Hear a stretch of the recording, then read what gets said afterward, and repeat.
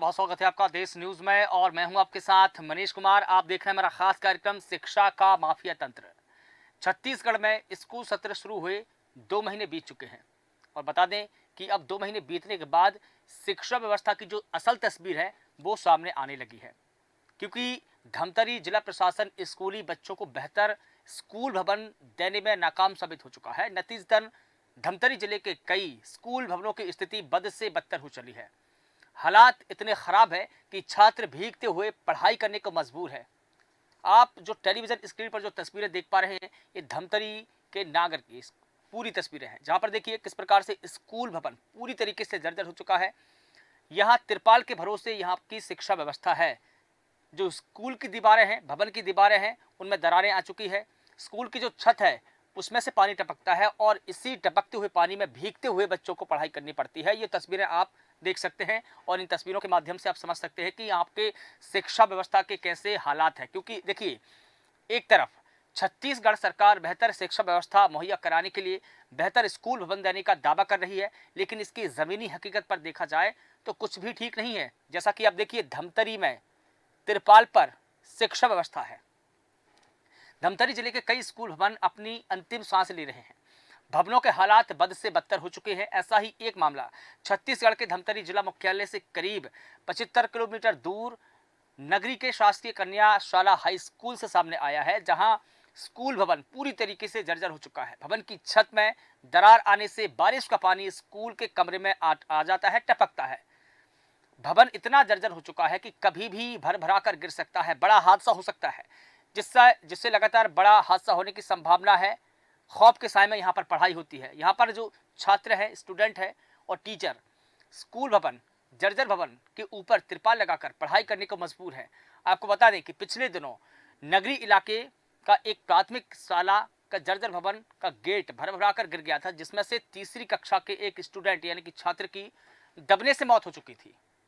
लेकिन इस दुर्घटना से प्रशासन ने कोई सीख नहीं ली है। अभी भी कई स्कूल भवन ऐसे हैं जहां प्रवेश करना मौत को दावत देने जैसा है। ये कोई अतिशयोक्ति नहीं कह रहा हूं, ना कोई कहानी किस्सा है, बल्कि ये सच्चाई है उसी छत्तीसगढ़ की, जहां पर विकास के दावे किए जाते हैं और तमाम प्रकार के यहाँ पर वादे किए जाते हैं। लेकिन देखिए, तिरपाल के भरोसे पूरी शिक्षा व्यवस्था यहाँ पर टिकी हुई है। किस प्रकार से जो बच्चे हैं वो तिरपाल के भरोसे, तिरपाल के नीचे पढ़ने के मजबूर है। शिक्षा व्यवस्था के हाल इतने बेहाल है तो ऐसे में कैसे पढ़ेंगे नौनिहाल?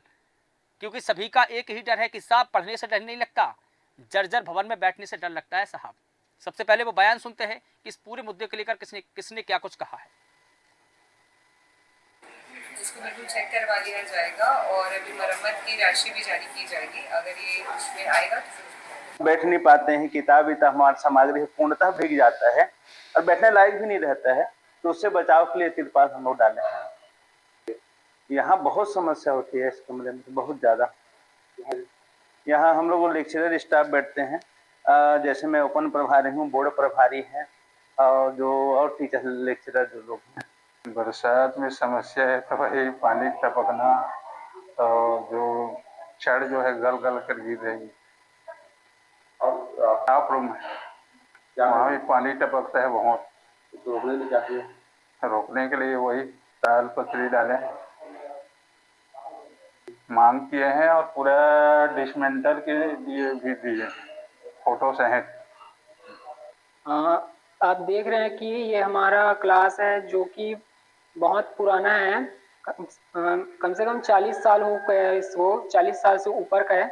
जब हम यहाँ पढ़ते हैं तो अभी बारिश का समय, तो बारिश के समय में छत से पानी गिरता है, डर लगता है कि कहीं कहीं गिर ना जाए, कि ये जो है बारिश टपकता है और कभी बारिश के समय में ना प्लास्टर रहता है वो गिर भी जाता है, तो इससे हमारे पढ़ने के लिए खतरा बनता है। और हम इसके लिए सर से भी बात किए कि हमें नया क्लास दिया जाए या फिर हमारे क्लास को मरम्मत किया जाए, जिससे हमें पढ़ने के लिए सुविधा दिया जाए। लेकिन अभी तक हमारे क्लास के ऊपर या बाकी क्लास के ऊपर ऐसे कोई भी एक्शन नहीं लिया गया, कि कार्रवाई नहीं किया गया। तो आपने स्कूल के शिक्षकों के बयान सुने, स्कूल के छात्र के बयान सुने। छात्र ने कहा कि मरम्मत हो जाए तो थोड़ी बहुत राहत हो जाए, लेकिन सवाल यह है कि सिर्फ मरम्मत ही क्यों, नया स्कूल भवन क्यों नहीं?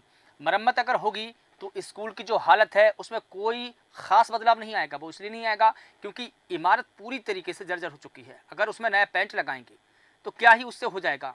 क्या उसमें मजबूती आ जाएगी? नहीं, क्योंकि नया स्कूल भवन जब तक नहीं मिलेगा, जब तक ना तो छात्रों को राहत मिलेगी और ना ही शिक्षकों को राहत मिलेगी। इस पूरे मुद्दे पर बात करने के लिए हमारे साथ में कुछ मेहमान हैं जिनका मैं परिचय करा देता हूं। सिद्धार्थ मिश्रा हमारे साथ में है, संवाददाता धमतरी से, जो इस पूरे मामले की विस्तार से जानकारी देंगे। इसके अलावा रौनक अग्रवाल जी हमारे साथ में है, समाज से भी है। रौनक जी, आपका बहुत स्वागत करता हूं। सिद्धार्थ, सबसे पहले आपके पास में आना चाहूँगा।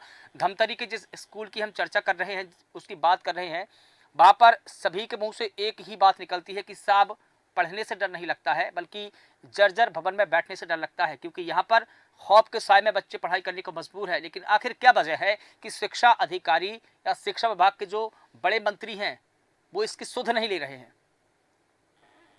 बिल्कुल मनीष, आपने सही कहा कि ये बड़े बड़े दावे किए गए थे बारिश से पहले और जो स्कूल का सेशन है इस साल का शुरू होने से पहले, कि सभी स्कूलों के जितने भी सरकारी स्कूल हैं सबका जो है मरम्मत करा दिया गया है और जितना भी उनका रिपेयरिंग वर्क है वो पूरा कर लिया गया है और उनकी जो भी कमी थी उस चीज को पूरी कर दी गई है, जिसके लिए जो है फंड भी रिलीज किए गए थे और इस तरह के दावे किए गए थे। लेकिन बारिश अभी पूरी तरह के से हुआ भी नहीं है, गया भी नहीं है और उससे पहले ही ये सारे दावे खोखले साबित हो रहे हैं। जैसे कि ये नगरी क्षेत्र का जो मामला है, यहाँ पे आप बिल्कुल बिल्कुल सिद्धार्थ, और ठीक है, मैं आपके पास में आऊंगा लौट करके। सिद्धार्थ, रौनक अग्रवाल जी हमारे साथ में, समाज सेवी। रौनक जी, जिस प्रकार से हम देख रहे हैं कि स्कूल की जो शिक्षा व्यवस्था ही तिरपाल के भरोसे है, और आप देखिए तस्वीरों में आप भी देख पा रहे होंगे कि पूरे स्कूल में जो स्टाफ है वो भी तिरपाल के नीचे है, बच्चे हैं वो भी तिरपाल के नीचे हैं। ये इतनी स्थिति बद से बदतर कैसे हो चली है हमारी शिक्षा व्यवस्था की? क्या हमारे जो जनप्रतिनिधि है, हमारे मंत्री हैं, माननीय मुख्यमंत्री है, क्या उनकी प्राथमिकता में शिक्षा व्यवस्था नहीं है? अगर नहीं है तो क्या ऐसे ही बच्चों का जीवन भविष्य में अंधकार में जाएगा? धन्यवाद। सबसे पहले तो जो मुख्य समस्या है हमारे देश में या राज्य में बोले कि शिक्षा व्यवस्था को सबसे आखिरी में गिना जाता है, राजनीति हो चाहे प्रशासन के रूप में हो। बरसात के पहले आपके माध्यम से, मीडिया के माध्यम से लगातार ये जानकारी प्रत्येक अधिकारियों को हो या सरकार को दी जा रही थी कि स्कूलों की स्थिति जर्जर है, स्कूलों में जाने के रास्ते पूरे खराब हो चुके हैं, पर किसी प्रकार का ध्यान नहीं दिया गया, जिसकी परिणति ये हुई कि नगरी में एक 12 साल की बच्ची दीवार गिरने से दुखद उसकी मृत्यु हो गई, जिसके लिए भी सरकार की तरफ से कोई उचित उसका मुआवजा हो या जो भी व्यवस्था नहीं की गई। लगातार उसको पटाक्षेप करने का प्रयास किया गया और इन सब का अगर सुधार कार्य किसी दिशा में हो सकता है शिक्षा व्यवस्था का, तो पिछले दिनों संसद में हमारे चंद्रशेखर जी ने एक मुद्दा उठाया कि जितने भी अपने देश में सरकारी अधिकारी हैं और जितने भी राजनेता हैं, उनके बच्चों को सरकारी स्कूल में पढ़ना अनिवार्य कर दिया जाना चाहिए। तो एक बहुत अच्छा एक मेरे हिसाब से प्रयास है। अन्यथा जितने सालों से हम देखे जा रहे हैं कि कोई दिशा में ना राजनीतिक इच्छा शक्ति है, ना प्रशासनिक इच्छा शक्ति है और इसके माध्यम से प्राइवेट स्कूलों को फायदा पहुंचाया जा रहा है। और आप जो तस्वीर दिखा रहे हैं तिरपाल की, तो एक अपने देश को जो अमृत काल चल रहा है बोलते हैं, या 21वीं सदी में या प्रगतिशील देश है, उसकी शर्म आना चाहिए कि अगर तिरपाल में आप जो तस्वीर दिखा रहे हैं और सामने ला रहे हैं, तो शर्म आना चाहिए हमारे को और एक जनप्रतिनिधियों को हो, चाहे समाज हो, चाहे कोई भी वर्ग के लोग हो, उनको देख के इसमें काफी निंदा होनी चाहिए। बिल्कुल, देखिए रौनक जी, जो आप बता रहे हैं कि सांसद चंद्रशेखर आजाद ने संसद में इस बात का जिक्र किया, मुद्दा उठाया कि सभी शासकीय कर्मचारियों के बच्चे जो सरकारी स्कूल में पढ़ें। लेकिन इससे पहले की आपको तस्वीरें बता दूं, मध्य प्रदेश का खंडवा जिला, जहां की पूर्व में कलेक्टर रह चुके हैं तनवीर सुंदरियाल, उन्होंने अपनी छोटी बच्ची को सरकारी स्कूल में पढ़ाया और आंगनबाड़ी में पढ़ाया, और पढ़ाने के बाद में फिर उन्होंने जो उसकी उच्च शिक्षा है उसके लिए भी कहीं ना कहीं सरकारी स्कूल में ही उन्होंने पढ़ाई लिखाई की। उसका असर यह हुआ कि स्कूल की जितनी भी व्यवस्था थी, जब कलेक्टर वहां पर जाती थी बच्ची को छोड़ने के लिए, तो उसकी स्थिति और भी ज़्यादा अच्छी हो चली। वहाँ के जो स्टाफ है, वहाँ के शिक्षक है, वो समय पर स्कूल आने लगे और वहाँ जो जिस प्रकार का माहौल होना चाहिए शिक्षा व्यवस्था का, पूरा माहौल वैसा हो चुका था। तो कहीं ना कहीं जो खंडवा की पूर्व कलेक्टर रह चुकी है तनवीर सुंदरियाल, उन्होंने एक रोल मॉडल पेश किया था। क्या उसी रोल मॉडल की जरूरत है पूरे MP में, पूरे छत्तीसगढ़ में, या पूरे देश में? निश्चित रूप से वही मैं कहना चाह रहा था कि आप देखिएगा कोई नेता मंत्री या कोई अधिकारी जब स्कूल जाता है तो रातों रात उसकी तस्वीर बदल दी जाती है, पुताई कर दी जाती है या आने जाने वाले रास्ते को सुधार दिया जाता है। तो वो तो जिस स्कूल में जा रहे हैं उसी का बस एक थोड़ा सा उद्धार होता है, लेकिन ऐसे सैकड़ों स्कूल है। तो वही कारण से जो आप उदाहरण दिया कि कलेक्टर ने अपने बच्चे को वहां पढ़ाया जिससे कि एक दिशा और एक दशा सुधरी, तो वो ये सबसे पहले तो नेताओं के लिए, अधिकारियों के लिए पूरा कंपलसरी होना चाहिए कि आप वहां पढ़ाइए। आप देखिएगा कोई स्कूल में अगर कोई कार्यक्रम है, कोई नेता जाता है या कोई मंत्री या कोई अधिकारी, तो उसकी सुविधा प्रदान की जाती है, पर उसको रातों रात रंग दिया जाता है। नहीं, पर लेकिन जो देखिए रौनक जी, हमारे यहाँ के नेता मंत्रियों के बच्चे कहाँ सरकारी स्कूल में पढ़ते हैं? वो तो हमारे देश के प्राइवेट स्कूलों में में भी नहीं पढ़ते हैं। हमारे देश के जो नेता मंत्री है, माननीय विधायक, माननीय सांसद या कैबिनेट मिनिस्टर, उनके बच्चे फॉरेन में पढ़ते हैं, देश में नहीं पढ़ते हैं। वो तो कहाँ से सरकारी स्कूल में जाएंगे? अधिकतर रिकॉर्ड निकाल कर देखा जाए कि किस मंत्री के बच्चे, किस नेता के बच्चे सरकारी स्कूल में पढ़े हैं, तो आपको नन ऑफ दिस लगेगा, इनमें से कोई नहीं। विडंबना यही है सर हमारे देश की कि सबसे ज्यादा बजट शिक्षा और स्वास्थ्य को होना चाहिए, तो सबसे कम बजट में आज बजट में हमारे देश में शिक्षा को दिया जाता है। उसी का ये परिणाम है। और शिक्षकों के भी जो एक मॉनिटरिंग होना चाहिए, या उनकी भी एक जो मॉनिटरिंग होना चाहिए कि वो व्यवस्थाओं पर ध्यान दे रहे हैं, नहीं दे रहे हैं, टॉयलेट पे ध्यान दे रहे हैं। ठीक है, प्रत्येक स्कूलों में जर्जर के साथ साथ टॉयलेट की भी बहुत बुरी दशाएं हैं। ठीक है सिद्धार्थ, मैं आपके पास में लौट कर आऊँगा। जिस प्रकार से हमें तस्वीरें देख रहे हैं कि पानी में भीगते हुए यहाँ पर छात्र पढ़ाई करते हैं, तिरपाल के भरोसे यहाँ पर पूरी शिक्षा व्यवस्था है, लेकिन क्या कभी इस जर्जर भवन का मुआयना किसी शिक्षा अधिकारी ने, या बड़े अधिकारी है या फिर डीएम ही क्यों ना कहूँ, क्या उन्होंने इसका निरीक्षण किया है, कभी मुआयना किया है? देखिए मनीष, अगर पेपर में पूछा जाए तो जरूर इसका मुआयना भी हुआ होगा और इसका रिपेयरिंग भी हुआ होगा, लेकिन आप देख सकते हैं कि मौके पर तो ऐसा बिल्कुल भी नजर नहीं आता है। बच्चों की जान खतरे में है, देश का भविष्य तो खतरे में है ही, लेकिन जो छोटे छोटे मासूम बच्चे हैं उनका जान खतरे में है। माँ बाप जो है अपने बच्चों को भेजते हैं पढ़ने के लिए, और इतने मुश्किल स्थिति में वो पढ़ रहे हैं। उनके लिए पढ़ना तो अपने आप में एक मुश्किल काम है ही, लेकिन इस स्थिति में रह के पढ़ना, अपना मन लगाना और उसके बाद अपनी जिंदगी बनाना, वो अपने लेकिन आप में सिद्धार्थ, जैसा आप बता रहे हैं मरम्मत की, अगर मैं बीमार हूं, मैं एक अपना उदाहरण दूं, अगर मैं बीमार हूं तो मुझे क्या करना चाहिए? मुझे क्या ट्रीटमेंट कराना चाहिए, डॉक्टर के पास जाना चाहिए, या मुंह पर मेकअप करना चाहिए? जी बिल्कुल मनीष, आपने सही कहा कि ये जो बीमारी है इसका जड़ से इलाज होना चाहिए, यानी कि ये जो स्कूल जिस हालत में नजर आ रहा है, ये पूरी तरीके से इसको निस्तो नाबूद करके एक नया बिल्डिंग बनाना चाहिए, ताकि जो बच्चे आगे जो आके यहाँ बैठे हैं तो वो पूरी तरह से सुरक्षित महसूस करें और उनका ध्यान जो है वो पढ़ाई में लग पाए, और पूरी तरीके से वो अपने भविष्य के बारे में, अपने जो उनके लिए इम्पोर्टेंट है, जो उनके लिए जरूरी है, उस बारे में वो ध्यान लगाए, ना कि यहाँ से पानी गिर रहा है, वहां से अगर पानी माना छू कि रहा आपने, है। ठीक है, ये माना वहाँ कि के मौजूदा शिक्षकों के लिए बहुत, पढ़ाना भी बहुत मुश्किल है, तो ये पढ़ना भी उतना ही मुश्किल है और पढ़ाना भी मुश्किल है। जैसे कि एक शिक्षक है जो बता रहे थे कि पानी छू रहा है, तिरपाल जो लगा है वो भी फट चुका है, और उसके बाद ऐसे स्थिति में वहां पे कुछ भी जो है एग्जीक्यूट कर पाना बहुत ही ज्यादा मतलब मुश्किल नजर आ रहा है। जैसा कि अभी हम बयान को सुन रहे थे, उन्हीं शिक्षक महोदय के बयान को सुन रहे थे, उन्होंने कहा कि हमको भारी समस्याओं का सामना करना पड़ता है, न सिर्फ हमको बल्कि बच्चों को भी यहाँ पर कई प्रकार की गंभीर समस्याएं होती है। अब देखिए यहाँ पर मरम्मत की बात उठी है कि मरम्मत करने से क्या होगा? मरम्मत करने से, उसकी रंगाई पुताई करने से कुछ नहीं होगा। मुझे लगता है कि एक नए भवन की आवश्यकता है। क्या इसके लिए कभी प्रधान अध्यापक ने कोई लेटर शिक्षा विभाग को लिखा है, शिक्षा मंत्री को लिखा है या मुख्यमंत्री को, कि हमको नए भवन की आवश्यकता है, वो हमको अलॉट की जाए?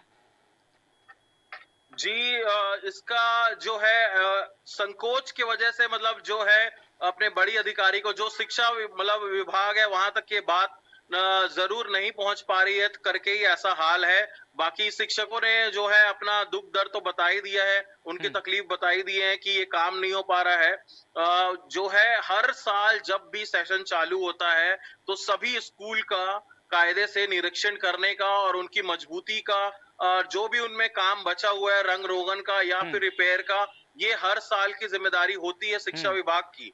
तो इस साल भी उसी तरीके से क्लीन चिट दिया गया इस बिल्डिंग को, लेकिन आप देख सकते हैं कि क्या हाल है इस भवन का।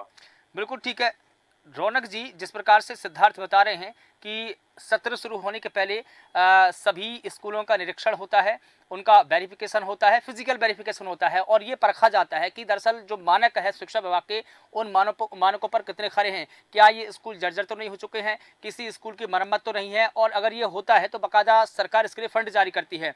अगर वहाँ पर कुछ इंजर्ड वगैरह है तो उसकी रिपेयरिंग के लिए पैसे जारी किए जाते हैं ताकि उसको ठीक किया जा सके। अब देखिए, इसी हम विद्यालय की बात करेंगे, इसी विद्यालय को क्लीन चिट दी गई है। जैसा कि सिद्धार्थ बता रहे हैं कि जब इसका मुआयना हुआ होगा तो कागजों में ही मुआयना हुआ होगा, कागजों में ही क्लीन चिट दे दी गई होगी, क्योंकि जमीनी हकीकत हम देख रहे हैं और यहाँ पर जमीन पर किसी ने आकर निरीक्षण नहीं किया है।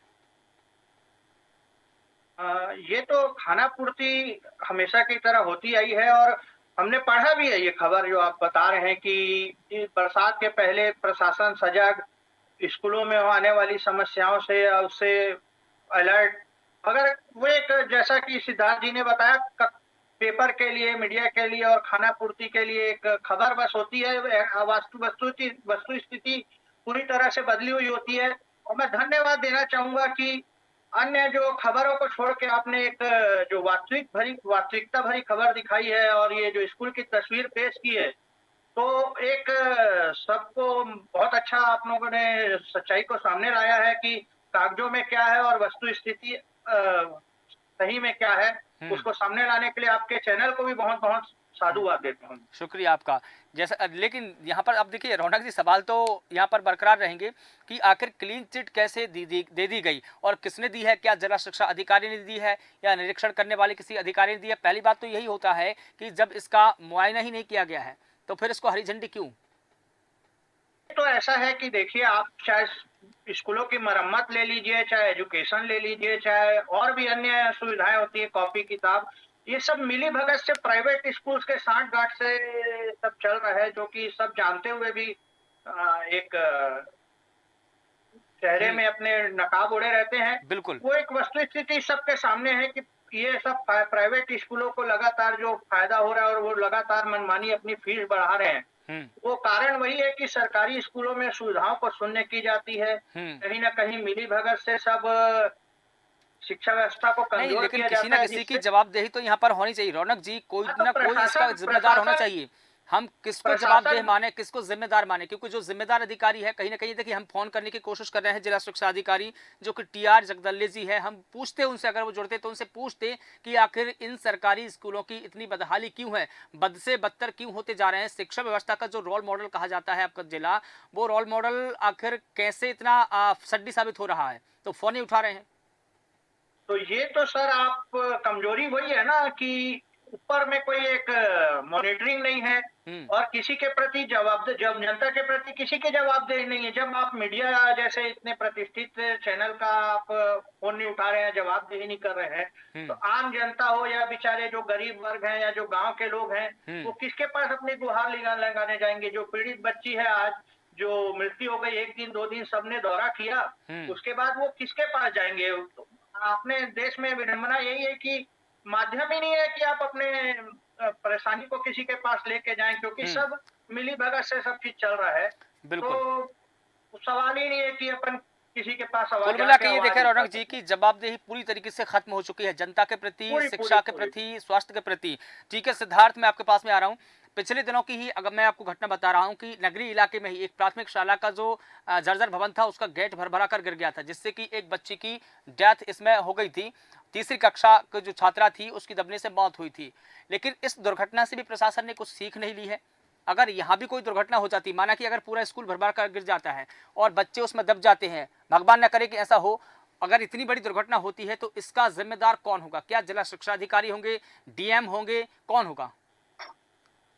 जी बिल्कुल मनीष जी, आपने बिल्कुल सही कहा कि ये इतना ज्यादा खतरा है जो बच्चे हैं वहाँ उनके लिए कि ये बिल्डिंग जो है ऐसा नजर आ रहा है कि कभी भी ये चीज गिर सकता है और भगवान न करे ऐसा कुछ हो कि किसी बच्चे को नुकसान पहुंचे। लेकिन एक दहशत का माहौल हो जाएगा उससे, और फिर वहाँ के उस इलाके के, नगरी इलाके के जो बच्चे हैं, चाहे वो बड़े हो छोटे हो, तीसरी क्लास की एक जो छोटी बच्ची है, उसका जो है निधन हो गया था इसके वजह से। उसके बाद से काफी दहशत का माहौल था और बच्चों को स्कूल तक ला पाना ये अपने लिए जो है बहुत बड़ा चुनौती भरा एक काम होता है। चुनौती हो गई थी। माँ बाप को ये बहुत मुश्किल होता है, जो इस उम्र में रहते हैं बच्चे, उनको स्कूल भेज पाना, क्योंकि एक लड़कपन होता है बच्चों में। उसके बाद ये इस तरीके से घटना होना, तो नहीं, एक डर का माहौल लेकिन जो है सिद्धार्थ वो उनका बैठ डर जाता है, वाजिब है। जिससे उनका जी डर बिल्कुल, वाजिब है, और वाजिब डर है उनका। देखिए उनको इससे कहीं ना सिर्फ कहीं एक स्कूल अभिभावकों को नहीं, ये डर बाकी बना सारे रहता है। स्कूल्स में भी है जो फर्क पड़ेगा। हाँ, लेकिन देखिए डर बना रहता है अभिभावकों को, अगर हम बच्चों को वहां पर भेज रहे हैं, भगवान न करे कोई घटना हो जाए तो हम तो अपने बच्चों से हाथ धो बैठेंगे। तो ऐसे में कैसे स्कूल की जो शिक्षा व्यवस्था है वो कैसे सुधरेगी, कैसे बच्चे आगे बढ़ेंगे, कैसे पढ़ेंगे?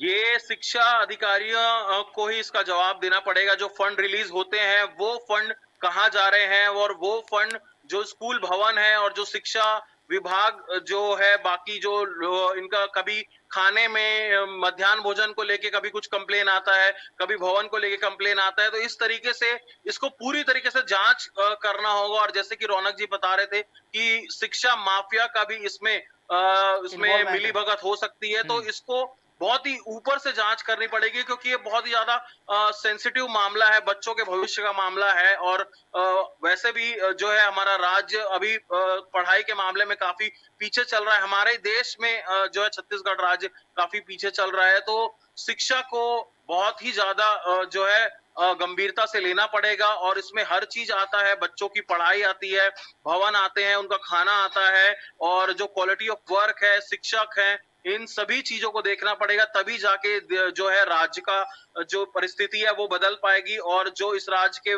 बच्चे हैं वो एक अपना नाम जो है अपने देश में बना पाएंगे। बिल्कुल ठीक है सिद्धार्थ, आपका बहुत शुक्रिया, और रौनक जी आपका भी बहुत शुक्रिया इस पूरे मुद्दे पर बात रखने के लिए, पूरी रिपोर्ट के लिए। तो बता दें कि छत्तीसगढ़ में शिक्षा के हाल बेहाल है।